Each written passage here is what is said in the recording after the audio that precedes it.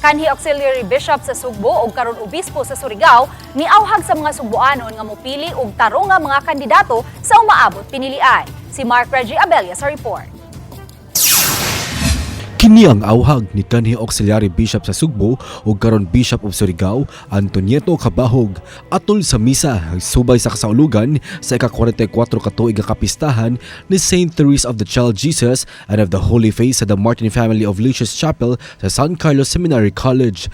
Sa pakighinabi sa GMRTV Balitang Bisdak, gipahinumduman sa obispo ang publiko nga dili magpadala sa pasalig sa mga kandidato nga sukwahi kung sila mapili na. Sukat naman sa unang mga obispo nag-awhag against vote buying. Laban no, na-vote buying ko, doon na po sa vote selling. Kung dili tatabawalig, wala pa mamalit. Gidugang ni Cabajog nga kung unsa ang nitabo karon sa nasod, resulta kini sa pagpili sa makatawhan sa namuno karon sa kagamhanan. Ang nasa Biblia naman gingon nga, we get the kind of leaders we deserve. So, kung unsa makita kung kinsa itong napili, that also shows the kind of people who put in there. Samtang sa ika-60 katuig nga kapistahan usab sa Archdiocesan Shrine of St. Therese of Child Jesus sa Lahug, mihalad sila og Salamat Therese concert.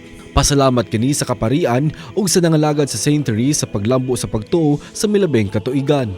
Upat ka mga grupo sa choir nga medalit ug awit. Lakip nila ang kaparian sa St. Therese nga milangkob sa team of pastors.